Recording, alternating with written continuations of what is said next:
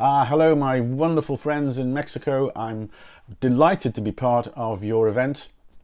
In this webinar that follows that I've prepared, we look at the speaking activities that we need to do with students to get them to take part, to communicate.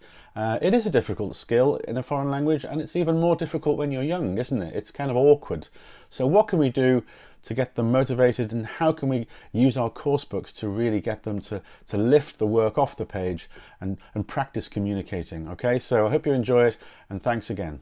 So why don't they speak? I mean, we know that feeling. You know, you go in with your best lesson and they're just not going to say anything. They're just staring at you, and you open that question or you show a picture, nothing. Maybe I'm wrong. Maybe there are good days and bad days, of course, and some things you know are going to work. But let's think a bit about why don't they want to say anything? And the first thing people say is, "Oh, well, they're teenagers, aren't they?" And if you think about it, I know what you mean, but teenagers actually talk a lot. Maybe not the way you want them to, but I think what we do know is they have a lot of energy, and a lot of energy, and a lot of things to say for themselves. We'll come to that in a second, but I think to one extent you can say maybe they're at that age where they feel self-conscious. I think, and it's not their fault, remember. I mean, they're having a pretty interesting time of change, aren't they? And we have to be very compassionate, mindful about what it is like to be a teenager. I mean, come on, let's remember, I don't think we were that keen on school or being told to speak in a foreign language. So although we can get over some of the hurdles, I wouldn't push them too hard. I would be kind of mindful that they, are feeling a bit strange. It's a bit weird, isn't it? You're 15 years old, you're 14, and you've got to turn to your partner and talk in a foreign language, and normally you're chatting every day in your own language. I mean, the artifice in classroom pair work, I think we have to be a little kind and assume nothing about their sense of wanting to be involved. So we've got some tools in our toolkit for that coming up. But we have to remember they are self-conscious. They're very aware of being laughed at by their peers, and their self-esteem, of course, is up and down, isn't it? All those hormones raging, and then wondering, are they liked? Will they be popular? If they stand out, will they be picked on? And there's a lot of things going on in the classroom, and you know that, and you can Google all sorts of interesting videos and articles about teens and what makes them tick. But I certainly would be constantly mindful that we were teenagers. We may have struggled, didn't we? And we've got to do our best to kind of ride that wave with them. Sometimes we have to remember they may not want to speak because they don't have the language. I mean, we may feel we've done a really good lesson, and maybe they've filled in the workbooks beautifully, but that doesn't mean they can speak. And speaking is really hard in a foreign language. Even when you're not a beginner, you've still got to think pretty quickly. Think of those endings, think of the adjectives, and it's hard, I think. And I think by the time we're teachers, even young teachers, we have to remember that there was a time when we were beginning to try and speak, and the classroom situation is only a classroom situation. It can't be the real thing easily. So I think managing our expectations and their expectations are the way to go. But do they have enough language? Have we really supported them to do the activity with the correct language? And maybe we should look at that. And let's also remember, if they're not speaking and you've tried a few different things, maybe your lesson isn't the right lesson. Maybe it's too high in level, or maybe they just don't like it. Maybe they don't know enough about it. Maybe they're feeling that, I guess I know the English here and I can see what the teacher's doing, but we don't know enough about the subject. In which case, maybe it could be a flipped classroom situation where you give them some work a few lessons before or a few days before to find out more so that they are informed. I mean, not every lesson has to teach them new things apart from the language. Maybe we want them to know as much as possible in whatever language helps them, so that we're not testing their knowledge or teaching them new things. We just want them to express themselves in English, possibly about something that they know already. In fact, that's quite a good idea, I think. When they know, for example, a film or a TV show, or something that they do every day, that it's their knowledge, they know this. And we're not trying to find out new things, we're trying to see how they can talk about that in their foreign language, which is English in this case. And maybe we've given them a topic and they don't really have an opinion. I mean, we can't point to the students every time and say, come on, what do you think? Do you agree or disagree? And I mean, they might be self-conscious about sharing their opinions, or maybe they just don't have one, So maybe we have to find topics or come round on topics that will give them something to really talk about. And later on in the session, we're going to pick on a few things that will just maybe provoke them. I mean, why not? Provoke them, I mean, nicely, but you can provoke an opinion. You can come up with some things that will really spark some conversations, or at least some responses. And of course, you can't win all the students over all the time. They've come to a class, it's English, next hour they've got biology, they've just had maths. I mean, there's a lot against really being successful to do this. So I think this comes back to giving them manageable tasks. We'll come to a list of what we can do about this, but manageable tasks, keeping it clear, and then not expecting too much, but over time we can build up a speaking habit with the students. And this is the point where some teachers insist that all things in the classroom must be said in English by you and by them, and that maybe works in some schools, but I don't think it works in every class, and I don't think it works in every class for every school, unless you're a sort of major bilingual school where that's the rule. But I could argue, even if that is the school that you're in, if you examine the classroom, is it really working for the students? Do they really feel comfortable and full of energy to talk in English all the time? That's a lot. If it's a school where every single subject is in English, well, I guess that's different. But I think, I've often likened this to being underwater, really. When you go underwater, you've got to hold your breath and you really want to come up for air. I think if students are constantly having to speak in English for 45, 50 minutes and you're only in English all the time, I guess there's a theory about language acquisition through, exposure. But I still think that can be quite tiring and possibly unrealistic, and could make your job a lot harder. And you can still give them plenty of speaking practice without insisting it's always in English, because that could really frustrate them. And you don't want frustrated teenagers, because you've got already an uphill battle getting them to do the task that you want. So getting them talking, I mean, I think this is a list that you would say that if you read around, motivating teenagers, getting them to be involved, this would be a list that you generally find. They've got to be curious. I mean, how can we get them immediately, paying attention to the subject? Can we show them a picture? Could you give them a provocative statement? Could you play them some music? And I'm sure you've got your ideas there. This is a webinar, so I'm not in a conference or workshop situation, but if I were, I would put it to you in the audience and say, look, what kind of little techniques do you do? I think that's the great thing about being on Facebook or on teaching communities, to share ideas. There must be some really fantastic things you do to get the kids curious, and once they're curious, you've got their attention, and when you've got their attention, you can start to give them the language they need. That's not breaking news for anybody, but getting them curious is very important, and you need to involve them as well. That second one there, if they're not involved, it's just another academic lesson, writing things down, go away and remember it. And we've got to involve them. Are your instructions clear? I mean, maybe you've got a really great activity to get them speaking, but maybe they just don't feel it's clear what they have to do, so maybe don't make it too involved. And of course, from speaking activities, there could be very controlled ones, like very, very controlled pair work activities to just practice a structure, to the more open, less controlled, free speaking fluency practice, where we're not involved in too much correction. We just want them to be using the language and feeling confident and building up a sort of, I suppose, a memory muscle for speaking. But make the instructions really clear and ask the students to tell you back, even if it's in their own language. So, Michael, what do we have to do again? Could you tell us again? Michael, you weren't paying attention. Right, well, okay, so Mary, you tell Michael and the rest of us, what is it we have to do here? We have to do this, okay, and then what? Okay, good. So don't move on until we've really asked the class, to tell you, right, we've got it, we know what we're doing. And make the outcome clear. Let them know, and if you don't know, you should, why we're doing this. What is the point? Is it to express our opinions? Are we trying to reach a decision from a problem-solving activity?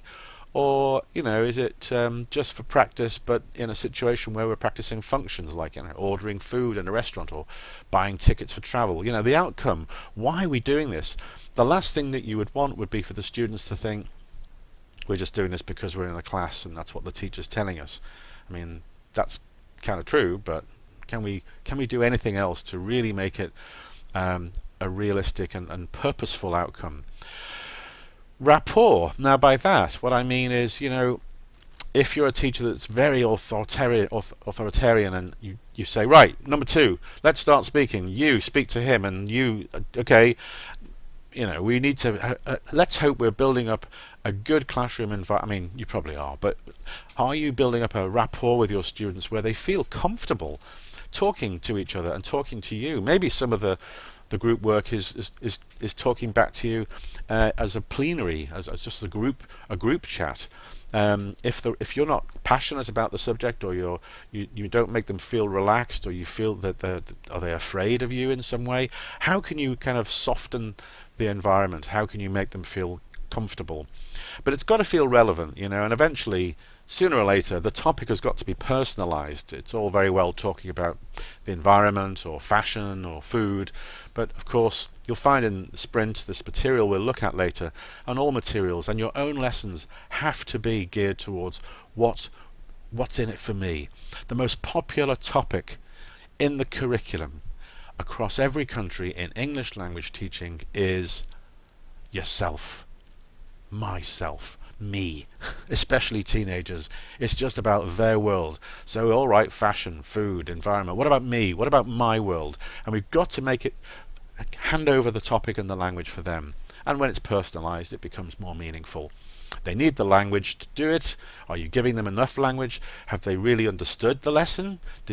Should you go back over it before they start speaking? It may feel like the right thing to do, to go into a speaking activity, but if they're not ready, let's not do it. Let's go back and check. This is all about supporting them, and of course, knowing enough about the subject or the topic to even talk about it at all.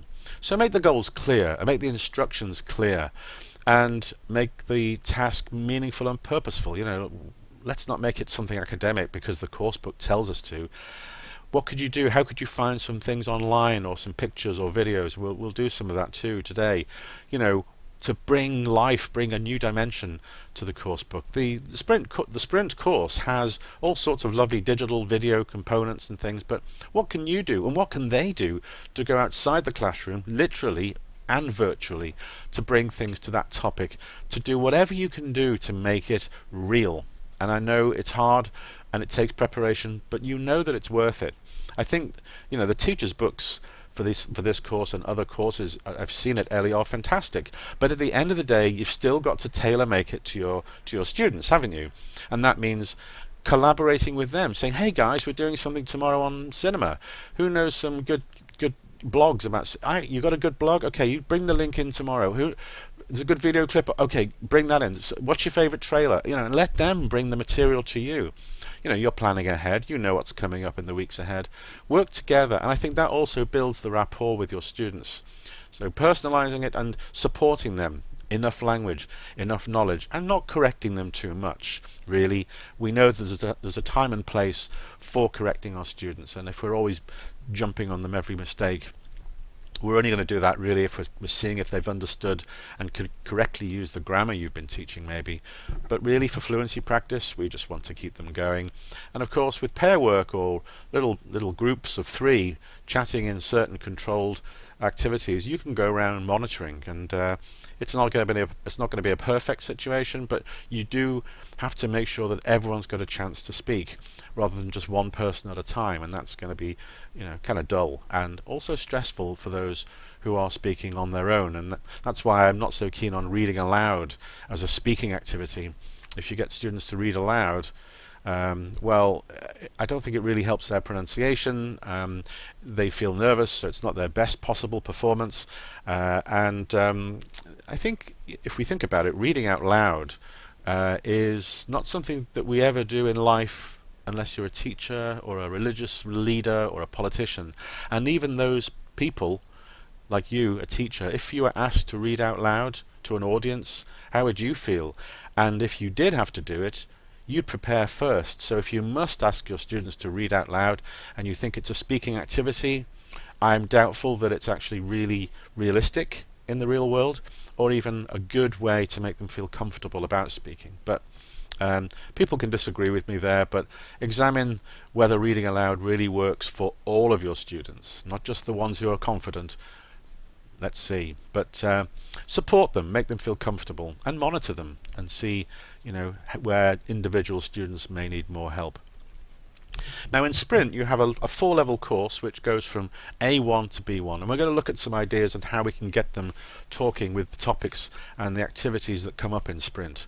From the list there you can see some of the main features of the course that you would see. Obviously a full curriculum of grammar and integrated skills, but there is an emphasis in the course on communication, which is why I've chosen speaking skills today, using the language in as many meaningful contexts as possible, and very teen-centered, so all the topics are very much geared towards not just the sort of things that teenagers like, music and food and fashion and whatever, but also real teenagers and characters and videos in the course itself to see real kids talking about it. So your students can identify easily with the material and the kids that are in the material.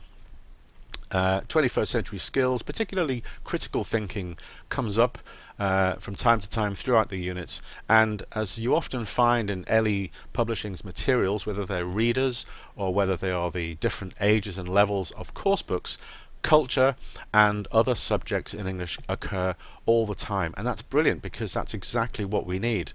CLIL, if you're not familiar with that term, is content and language integrated learning. CLIL, that's where you have the language and also a subject from the curriculum like maths or science or geography, biology, and you take some of the language, the meta language from those subjects, and the students are talking or speaking or writing or reading about that particular topic. And of course that makes a lot of sense. From an early time in the morning until the afternoon, the students spend every day, 5 days a week, sometimes 6, working amongst different topics and different interdisciplinary subjects, and why not use those in our English curriculum? That's meaningful, that's purposeful, and later they could well to go on to study in English and need basic study skills. So instead of just reading about day-to-day topics, it's really valuable, and more so, that students encounter and start to read about and communicate with the content and language integrated. So that's CLIL. Quickly, the components for Sprint, and you can go online to the website at Ellie, that's ellieonline.com, and you can see that there's a student's book, workbook, teacher's book with various components and resources there. I particularly like the multi-ROM, which is a test maker. That means that you've got a disk there where you can see different tests on Word, and you can adapt those texts to become tests. There's a nice little tongue twister for you, and then you can adapt those and print them out. So there's different kinds of revision and worksheet tests, and the book is digital. You put a code into the website and you can contact us for more details there, and then you can activate your digital book, and then you can have all the different audio visual elements that go with it, and we'll look at some of those videos too. The 4 levels each have 8 units, and there are 10 pages in a unit, so you've got a full balanced diet of grammar and skills and all sorts of different components to work with there, and you have a double language input, so similar to other courses at this age group, Ellie will give you reading and audio sort of dialogue input to introduce the language and get the theme working, activate the vocabulary, and take the skills from there. And then there are competencies, which is when we talk about CLIL, so the other subjects from the curriculum brought into your English classroom here. Culture and festivals features, and not just the English speaking world, but other countries where English is spoken, but perhaps not as a mother tongue. And that's an opportunity for students to compare festivals, traditions, values, different from their own, which is a really important skill as we teach young learners and young adults to go out into the world, not believing that their way is the only way, but their way is one of many ways, and diversity and tolerance was never more important. And where are they going to learn that kind of thing? I mean, are they going to learn that in all the other lessons in the curriculum? I think English, if we keep remembering that it's not a subject, it's not just a language, it's a communication skill. And communicating in English is going to involve working or communicating somehow internationally, even if it's just social media, or it could be video calls, it could be gaming online, which is what a lot of teenagers do, and a lot of that's in English. And when you do that, even if people have great English, it doesn't necessarily mean that you're going to all get on well or even agree, because you may come from a different viewpoint because of your culture. So I think it's really important that books like Sprint do cover cultural aspects, and that's not new. I think most teachers are aware of this, but where are you going to find the material? And if you look at some of the examples today, we can see how to make the most of that, and in this particular topic, get those students talking. Videos are a great way of doing that. There's drama readers in the first two levels, and in the word bank in the first two levels there are nice little picture dictionaries which you can use. But I would put up a picture, you know, and the kids come into the class, they could be settling down and throwing things about and talking, and then they might just see this picture when they come in, right? And I think we know that a visual of some sort is going to get the attention. And they could be settling down and you're doing nothing, you're just waiting to let them get ready, and they'll be looking at this board, your whiteboard maybe, or even just a big picture you've printed out. This comes from Sprint. There you go, just a quick glance at the unit. But there's a typical unit, nice design, lots of things going on. You can see some, you know, some speaking and writing, some warm-ups. Okay, we'll come back to that. But I've just taken the picture, and you can ask the students to, what's going on here? You know, is he happy? And what is it? Oh, they're a family, really. What's he doing? He's eating. Is he eating? Maybe. What's she doing? Sister, friend, whatever. She's cleaning. Oh, so he's cleaning too. Right, so you're eliciting from the picture, look at the parents, I like that. So it's quite a message, isn't it? You know, what are the parents doing? Nothing. So I'd quickly want to kind of, poke my audience, poke my teenagers' audience, to sort of realise that what's going on here. If we were in a group now together, you'd be shouting ideas, I hope. But what we'd get is a situation where the kids are doing their chores, all right, and the parents are going, you see, I'm going to get my kids to do it, because you've got to learn to do your chores. And then what do you do next? Well, I guess you could elicit from the group, let's brainstorm, give them a few minutes, English or your local language, I don't care. What I want at this point is to get them activated with the topic. They're not going to talk about it until they've got the language. So I want to brainstorm the different chores. But instead of just asking them by showing them like a unit where they're starting to look all over the page and think, oh my goodness, there's a lot of work we're going to do today. Picture. What's happening? Chores. Right, guys, who's got 10? 10. First person to get 10 gets a sticker, whatever your rewards are. Anyway, brainstorm all the different chores, doing the dishes, cleaning the floor, cleaning windows, or he's cleaning the table, clearing up after dinner. And then you could do all sorts with that. Let's see, in the book, there's pair work to sort of do the same kind of brainstorming, and then they have to order some of their worst chores, the ones they'd rather do, or the ones that they have to do at home. So lots of opportunity there to explore that topic. This is obviously something to do with housework in the USA, and there's some listing there to see how a particular teenager does his chores and how he feels about them. Let's take a closer look here. In the pair work there, you ask each other the following questions about the habits of your family. Okay, so back to personalizing it.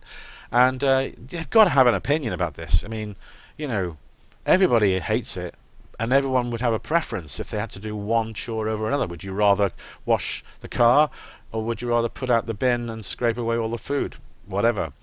And then they've got habits and chores there, and you've got writing. But I often think with writing activities, so if you write an email to a foreign friend, tell him about a typical family life in your country. But I could make that into a speaking activity. You don't have to make that writing. You could make it you could make a scripted Skype call or a video call on WhatsApp. So instead of writing an email there, I would adapt that perhaps, and then make with my partner. They have to create a little chat, or maybe some prompts. If it's a strong class, maybe they could do a sort of pretend call with each other over a video call or a phone call, just to talk about their chores. Oh, what have you got to do tonight? Oh, I've got to hoover the stairs. I've got to do the dusting. So I think what I'm saying is, Sprint here is giving you lots of ideas, but we don't have to stick with not just the same order of the task, but we can actually adapt them any way we see fit. I love this. In Sprint, you've got this thing called Kids at Work, if you see that. And it says here, Video Sprint. Interview a member of your family, ask how many hours they dedicate to work, how many to domestic chores, and how many to leisure. And then sprint ahead, research the chores that children performed in your country in the past. I mean, there's quite a lot going on there. And earlier in the unit, there are things about, kids in the past and what they had to do. But taking the kids some smartphones and asking them to go home and do some interviews. Now, those interviews could be in English, I suppose. If the parents have some English, that could be a good way to connect your school work with home. That's something we're always trying to do, isn't it? Or they could do it in their local language, and then they could sort of play it back to the class and translate it like they're interpreting, So they could do, hey Dad, what chores do you do? Well, son, I do all the chores in this house. Your mother does nothing. Joking. We'll come to this in a second. And then they could maybe translate it, or if they have English in the house, they could try that too. And if the parents make mistakes, then you could get the class to correct the mistakes. I mean, it doesn't matter, does it? The main thing is we want them involved as much as possible, and here's a great way to do it. Now, I'm aware that some schools have strict rules about mobile phones and having them brought in, but maybe they could record things and send you the videos to play. There's always ways around it, and if you need some help on using mobile phones inside and outside the classroom, email me. Happy to help. Email is at the end of the session. Here we go. Here's a few characters here. You can do some reading here. Chloe, Grace, who's 14. You see the age group here for Sprint users. Joey, who's 16. Wayne. Look at Wayne here. We have constant arguments at home about chores. Surely not. Our parents ask, whose turn is it to load or unload the washing machine? My brother and I shout, yours! Surprise, surprise. And our parents say it's certainly not theirs, so we do it all if you together. look at the video what a happy activities in house. Sprint 3, Household chores. Come on, what a great topic. Prince William. About his anti-bullying what I did campaign, here, this is a little picture I found online. This is not in Sprint speaking, but here? all these things you've seen so far, they are in Sprint. Watch the video, read the sentences and But decide then if they're true or think, false. Think widely. Don't worry, topic, we don't have to you're do that. preparing But your what I lesson. will do You're thinking is about try chores. and find Think, what would video, make this really lively, interesting, here, global, and thought-provoking. After you watch, And I think we'll learn in the infographics. video This is when I play an it now infographic. why they It's are a simple holding up one. because not little only do we cutouts have a of hands, thing, we have a thing about and the chores. activity We there don't would like be to to do create them. your own, Some people do. I know some list people of 5 actually people like you would ironing, turn to if you're being bullied, and they run their own let's just business see because how I can bring we don't that like up. ironing, so we I send go it to them. out of that provocative But video. you burn I calories. go We to know my this. Housework Be Smart, keeps which you is the fit. In fact, because the we digital do less version housework of the than book, maybe 50 years ago, because Sprint, we now have and labour-saving I go over devices here and and technology. I find I have a That's why unit we're all here getting fatter. called We should an do more homework. anti-bullying Prince housework, and because it's an interactive book here. So look at that. And If you are now I don't know if it's unclear true, how to use, which is another or thing get about your the interactive internet. book. Contact One me person or the finds team one at the end of infographic, this webinar and will another help you, student but finds it's another, a code and they can in compare your book facts that you put can't be into true, a you know. website. So at least they're saying, And I'm going to show something. you here quickly Prince 90 William calories talking about if his you scrub the anti-bullying shower for campaigns. 15 minutes. Here we go. That's not bad, is it? Redecorating, moving furniture. As Oh a yeah, dad of two, 100 Prince plus William can calories still get if you away move with furniture for casual 15 high minutes. five.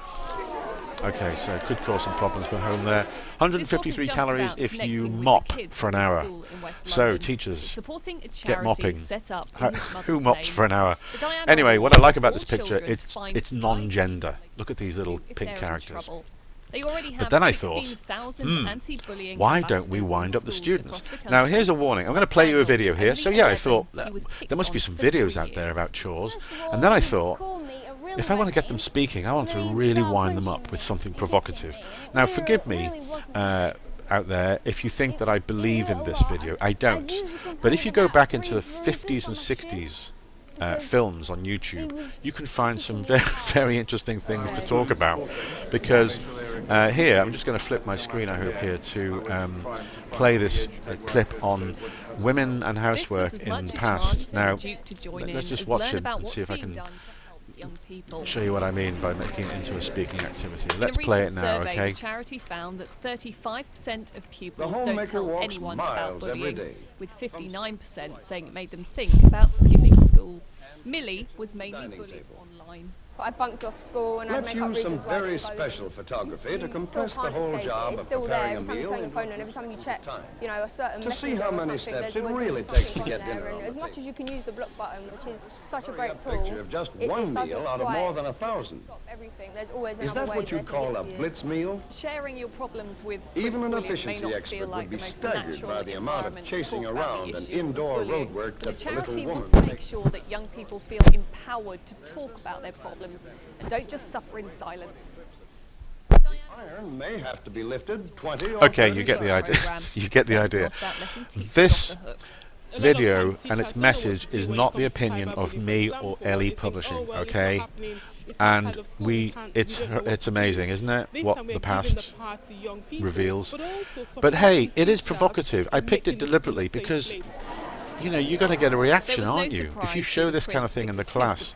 Of course we don't believe this now, but you could talk about gender politics, gender issues in the house, you know, who does what in the household. And of course there are some terrible things that you see in old advice information so there you films. go. Have a William, look helping online you there. If you need It's some, kind of just nice to email know. me. It's interesting They to are see. amazing. And hey, we think we're one of so his modern. friends he'll talk to. Some of the things we're saying now on YouTube or his information films could his be grandmother, hilarious Queen and of England. inappropriate. 50 years from now, to Comparing the future cultures, I was audiences. saying So, earlier that it's you know, important that's that how it is. students are exposed to culture and different cultures, and then compare it to their own.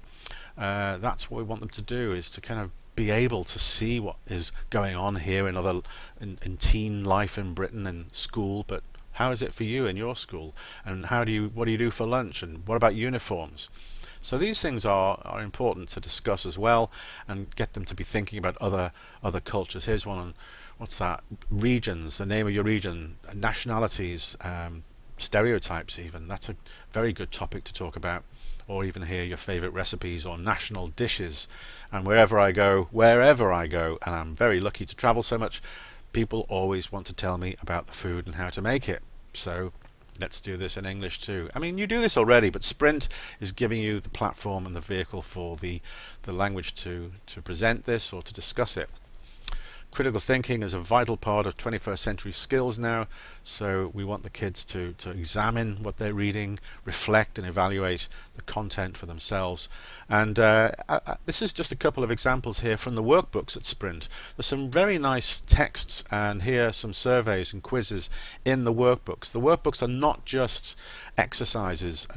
There's some really good extra text and listenings to do for the students. You can use them in the classroom. It doesn't have to be homework. There's one on manners around the world. Again, cultural values. One person's bad manners is another person's totally fine. And this I thought was fantastic. This is an article, you know, it's in the workbook, and so many teachers just give the workbook out as extra, but this is a fantastic text about a guy called Daniel Kish, who's very famous. There are some TED Talks by him and a couple of videos on how he uses clicks in his mouth. He's blind, and he uses clicks as like a sonar device, like a bat that uses sound to determine where things are and where he is. And actually, if you look online, there are some videos which I've taken some clips there, some little pictures to show.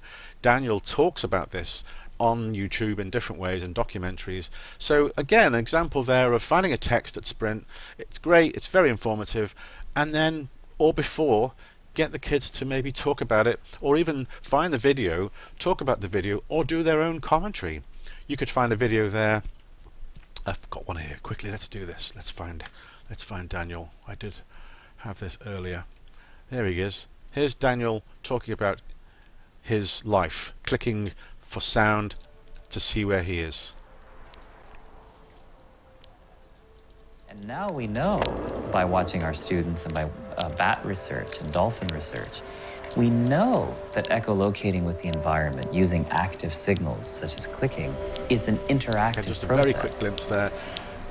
You know, videos are so powerful and a great way to motivate the students to talk. How would they talk here? Well, they could discuss what they see. This is well, it's quite a long documentary, so I would keep it quite short, 2 or 3 minutes maybe. And maybe they could choose their own parts of it and do their own commentary. Or, as you know, on YouTube, you can see the captions and the script. Get the script printed out and get them to maybe read out their commentary or do their own.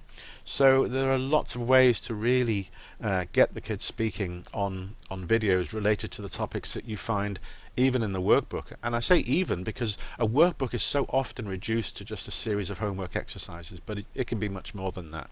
And if you are interested in using film more in the classroom, beyond the usual activities that most people know about, contact me. There are so many free resources out there on using film to supplement your topic, to boost grammar, and I mean real videos that you can use and bring those lessons to life, and in this particular context, to get a reaction, to get the kids talking. Okay, so we've done videos, we've done a little bit of culture, we've done ways to exploit the workbooks and the course book, and I just want to finish here by saying, you know, it's important that we keep pronunciation, you know, as parallel to our speaking activities. There's no point speaking if you don't pronounce correctly, so Sprint will address in every unit elements of pronunciation. Look at that, what was that one there? That's the third person S, so is it speaks, or is it with a S, or is it remembers with a Z, or is it uses with an is? So that's a popular one, isn't it? And there's another popular one, different past simples, touched, borrowed, or fainted. So there we have a listening, and the students have to listen, and then, yeah, you've seen this, but it's important that those things do happen in the unit alongside any speaking activity as well. Pronunciation is like, I think, the 5th skill in many ways, or part B of speaking, which is all about fluency usually.